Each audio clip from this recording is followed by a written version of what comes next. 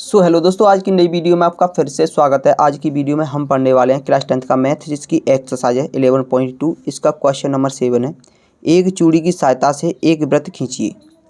वृत्त के बाहर एक बिंदु लीजिए। इस बिंदु से वृत्त पर स्पर्श रेखा की रचना कीजिए। तो इसमें क्या करना है, हमें एक चूड़ी की सहायता से सबसे पहले एक वृत्त की रचना करनी है। क्लियर है। उसके बाहर कोई बिंदु लेकर हमें उस वृत्त पर स्पर्श रेखा की रचना करनी है। तो मान के चलेंगे हमने ये एक चूड़ी की सहायता से इस वृत्त को खींच लिया है। क्लियर है। अब हमें यहाँ पर इसके केंद्र का नहीं पता है, मतलब केंद्र नहीं मालूम है। तो सबसे पहले तो हम इसके केंद्र को ज्ञात करेंगे।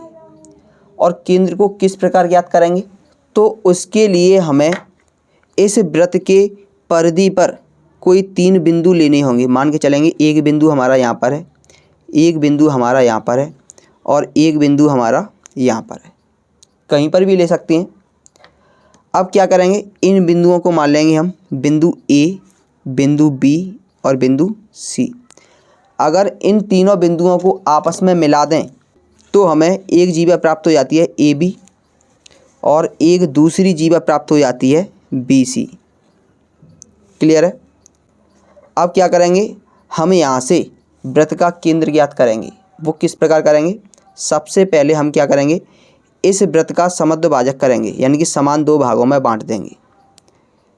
या फिर हम कह सकते हैं कि अर्धक करेंगे। तो आधे से ज़्यादा चाप लेकर ऊपर नीचे लगा देंगे।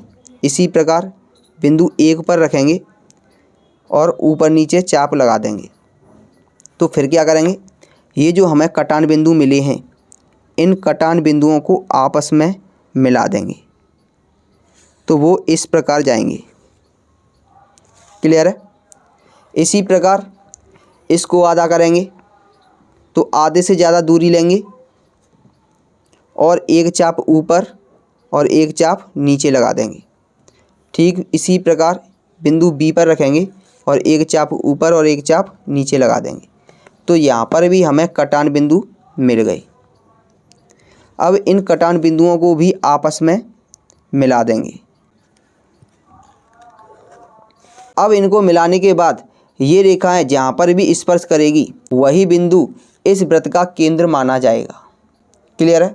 मान के चलेंगे ये इस बिंदु पर जाकर मिल रही है, तो इसका केंद्र मान लेंगे यहाँ पर O।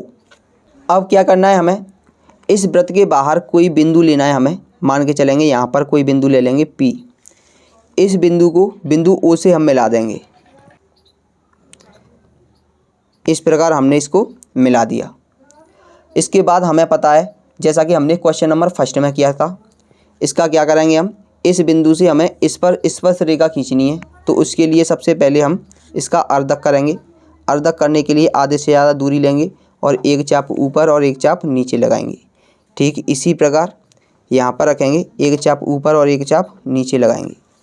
तो यहाँ पर हमें 2 कटान बिंदु मिल गए। फिर से इन कटान बिंदुओं को आपस में फिर से मिला देंगे।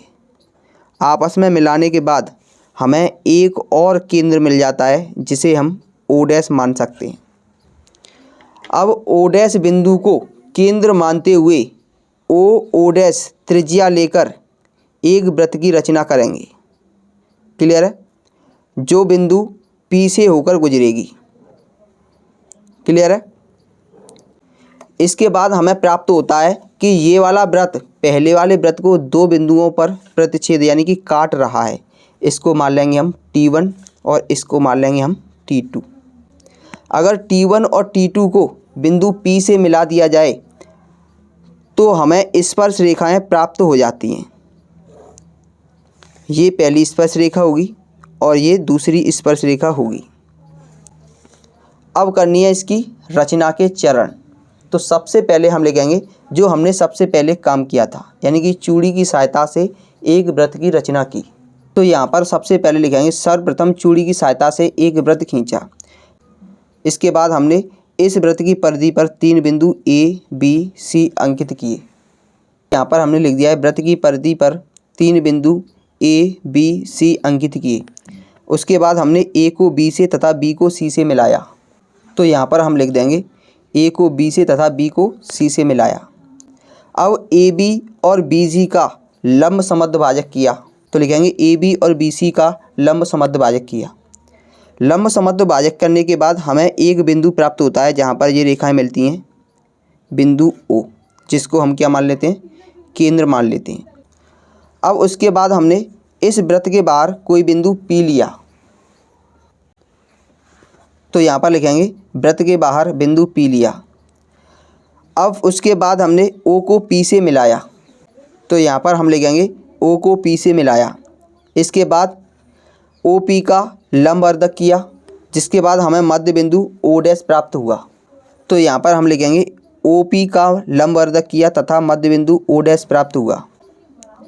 अब ओ डैश को केंद्र मानते हुए ओ डैश त्रिज्या लेकर एक वृत्त की रचना की, जो पहले वाले वृत्त को T1 व T2 पर काटता है। तो यहाँ पर हम लिख देंगे ओ डैश को केंद्र मानते हुए ओ डैश त्रिज्या लेकर एक वृत्त खींचा, जो पहले वृत्त को T1 व T2 पर काटता है, मतलब T1 और T2 पर काटता है। इसके बाद हमने बिंदु P को T1 व T2 से मिलाया। लास्ट में हम लिख देंगे बिंदु P को T1 व T2 से मिलाया, तब हमें दो स्पर्श रेखा PT1 व PT2 प्राप्त हुई और यही स्पर्श रेखा हमें ज्ञात करनी थी।